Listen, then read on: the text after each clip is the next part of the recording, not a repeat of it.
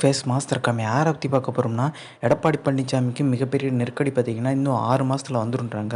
வட மாநிலங்கள்ல குறிப்பிட்டு மகாராஷ்டிரா, ஜார்க்கண்ட்ல இங்கிட்டுலாம் பார்த்தீங்கன்னா, சட்டமன்ற தேர்தல் நடக்குது. அதனால தான் பார்த்தீங்கன்னா, டெல்லியோட கவனம் வந்து அந்த சட்டமன்ற தேர்தல நோக்கி தான் இருக்கு.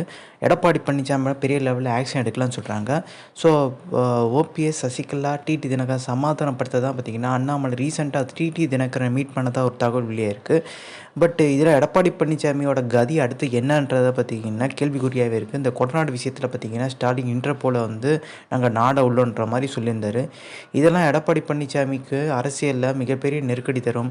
தலைமை பதவியை பறிக்க ஒரு வாய்ப்பு அமைஞ்சிருமோன்ற மாதிரி ஒரு கேள்வி இருக்குது. கொடநாடு விஷயம் மட்டும் கிடையாது, இன்னொரு பார்த்திங்கன்னா டெண்டர் முறைகேடு, இதெல்லாம் அரசியலில் பார்த்திங்கன்னா மிகப்பெரிய நெருக்கடி கொடுத்து எடப்பாடி பழனிசாமி அரசியல் வாழ்க்கைக்கு முற்றுப்புள்ளி வைக்கிறதுக்கான வாய்ப்பு அதிகம்ன்றாங்க. ஸோ இந்த இன்ஃபர்மேஷன் பிடிச்சா like, share, subscribe. Thanks for வாட்சிங் திஸ் வீடியோ.